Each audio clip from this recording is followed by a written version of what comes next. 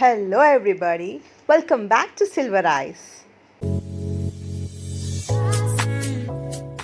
Here is another episode of Fabric Painting Part 2.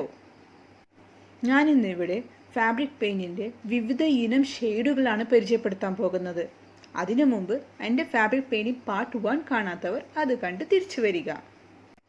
So without further ado, let's get into the video. Inner shading. Inner shading രണ്ട് തരത്തിലാണുള്ളത്. Wet inner shading, dry inner shading. Wet inner shading എങ്ങനെയാണ് ചെയ്തതെന്ന് നോക്കാം.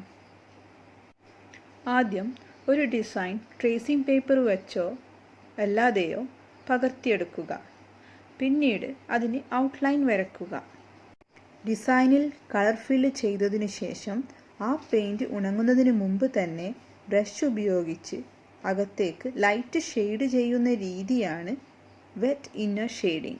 Dry inner shading wet inner shading ചെയ്യുന്ന രീതിയിലാണ് ചെയ്യുന്നത്.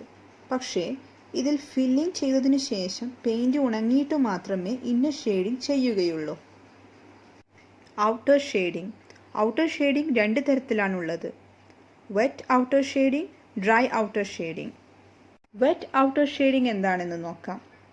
ഒരു ഡിസൈനിൽ കളർ ഫില്ല് ചെയ്തതിന് ശേഷം ആ പെയിൻറ് ഉണങ്ങുന്നതിന് മുമ്പ് തന്നെ അതിൻ്റെ നടുഭാഗത്തു നിന്ന് പുറത്തേക്ക് ബ്രഷ് ഉപയോഗിച്ച് ലൈറ്റ് ഷെയ്ഡ് ചെയ്യുന്ന രീതിയാണ് wet outer shading. Dry outer shading. ഇത് വെറ്റ് ഔട്ടർ ഷെയ്ഡിങ് പോലെയാണ് ചെയ്യേണ്ടത്, പക്ഷേ ഉണങ്ങിയതിന് മാത്രം ഷെയ്ഡ് ചെയ്യുക. Next, double shading. ഡിസൈനിൽ ഡാർക്ക് ആൻഡ് ലൈറ്റ് ഷെയ്ഡ് കാണുന്ന രീതിയാണ് ഡബിൾ ഷെയ്ഡിങ്. ഒരു ഡിസൈനിൽ രണ്ട് കളർ ഉപയോഗിച്ച് ഫിൽ ചെയ്യുക. അവ മിക്സ് ആകുമ്പോൾ മൂന്നാമതൊരു കളർ പ്രത്യക്ഷപ്പെടും. ഇങ്ങനെ രണ്ട് കളർ കാണുന്നതിനാണ് ഡബിൾ ഷെയ്ഡിംഗ് എന്ന് പറയുന്നത്. ഇനി ട്രിപ്പിൾ ഷെയ്ഡിംഗ് എന്താണെന്ന് നോക്കാം. ട്രിപ്പിൾ ഷെയ്ഡിംഗ് ഒരു ഡിസൈനിൽ രണ്ട് കളർ ഉപയോഗിച്ച് ഫിൽ ചെയ്യുന്നു. പിന്നീട് രണ്ട് കളറിൻ്റെ നടുഭാഗത്ത് രണ്ട് കളറും കൂടി ചേർത്ത് മൂന്നാമതൊരു കളർ സൃഷ്ടിക്കുന്നു. ഇതാണ് ട്രിപ്പിൾ ഷെയ്ഡിംഗ്. ഇതിൽ ആദ്യം ഉപയോഗിച്ച രണ്ട് കളറും വ്യക്തമായി രണ്ട് ഡിസൈനിലും കാണാം. Centre shading. ആദ്യം ഡാർക്ക് കളർ ഉപയോഗിച്ച് രണ്ട് ഭാഗത്തും പെയിൻറ് ചെയ്യുന്നു.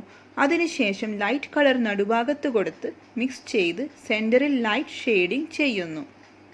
Vegetable painting. ഞാൻ ഇവിടെ ലെമൺ ആണ് എടുത്തിരിക്കുന്നത്.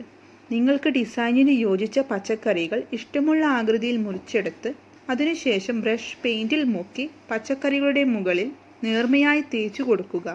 അതിനെ തുണിയിൽ ആവശ്യമുള്ള സ്ഥലത്ത് അമർത്തുക. അപ്പോൾ പച്ചക്കറിയിലെ ആകൃതിയിൽ തുണിയിൽ പതിഞ്ഞിരിക്കും. ഫാബ്രിക് പെയിൻറ്റിൻ്റെ ട്യൂട്ടോറിയൽ ഇവിടെ പൂർത്തീകരിക്കുന്നു. കുട്ടികൾക്ക് പോലും വളരെ എളുപ്പത്തിൽ മനസ്സിലാകുന്ന രീതിയിലാണ് ഞാനിവിടെ ഫാബ്രിക് പെയിൻറ്റിംഗ് ടെക്നിക്കുകൾ വിശദീകരിച്ചിട്ടുള്ളത്. സോ എല്ലാവരും try and let me know comments below. And so, stay tuned. For more such videos, please subscribe, support and share. Thank you. Bye.